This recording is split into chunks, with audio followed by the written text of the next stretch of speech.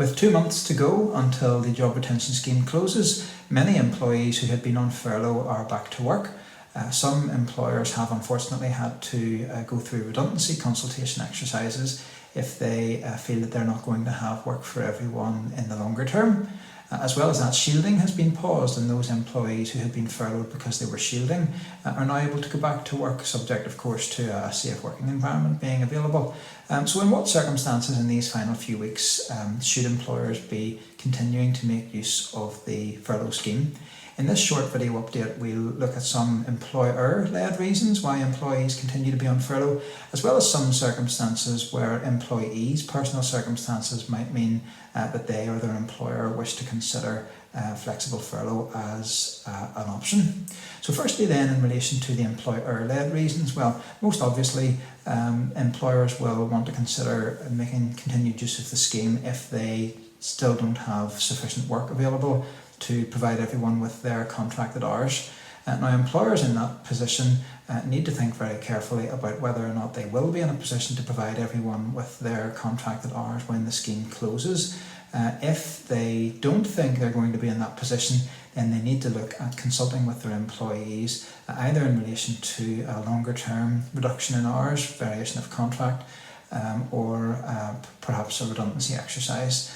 If the employer thinks that they may have full contracted hours for everyone, but just not quite by the end of October, then they may want to consider consulting with employees or invoking a contractual right, if they have one, to have a period of short-term layoff or reduction in working hours. An employer may also be considering use of the flexible furlough scheme for covering periods of holiday. Now, just by way of reminder, we'd issued a previous update that said that it is okay to avail a flexible furlough to cover periods of holiday, but only if the employee is being flexibly furloughed for other business reasons as well.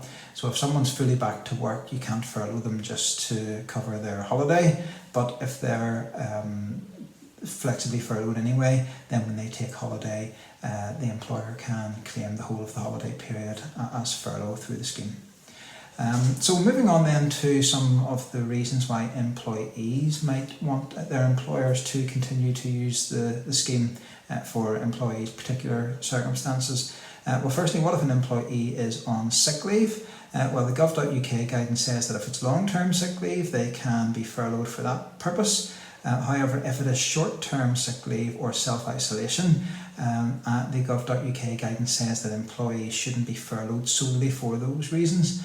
Now, again, a bit like the holidays, it does say that if employees are otherwise flexibly furloughed for business reasons and they take sick leave or they have to self-isolate, then in those circumstances the period of short-term sick leave or self-isolation can be claimed under the scheme. Employees may also want to be considered for furlough because they have to be at home looking after someone who's self-isolating. So if, for instance, they have school-aged children and a child in their class tests positive, there's a chance then that the whole class will have to isolate.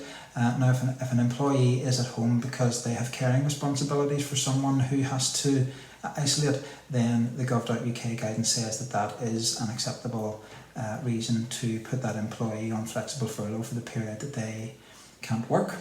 Employees may also ask to be flexibly furloughed if they are returning to the UK from a country and they're required to isolate for 14 days upon their return. Now, it would be probably not a good use of the furlough scheme to use that for that period of quarantine, and as we've previously advised clients, employees really need to be told that if they're going to leave the country, they need to agree in advance with their line manager what will happen if they have to quarantine on their return, whether that will be dealt with by way of working from home, further annual leave or unpaid leave. Employers should also note when deciding whether to avail of flexible furlough that there are a range of expanded circumstances where employees are entitled to statutory sick pay even if they themselves aren't sick. So if someone has to stay at home and self-isolate because they've had close contact with someone who has tested positive, or if they live with someone with symptoms or who has tested positive, then in those circumstances they can claim statutory sick pay. and the employer can claim that back for the first 14 days if it's for a coronavirus related absence. So whereas an employer would have to contribute to the cost of flexible furlough, the employer doesn't then have to contribute to, in real terms, to the cost of the statutory sick pay. So it's worth the employer keeping that in mind when deciding whether or not to put someone on furlough or offer sick pay. There are, however, some other circumstances where employees may legitimately need to be off but aren't entitled to sick pay. If, for instance, they need to be at home to look after a child who's isolating, well, that wouldn't give them the right to statutory sick pay, and in those circumstances that would be unpaid leave. So I hope this short video, just outlining some of the circumstances in which furlough may be considered, has been helpful to you.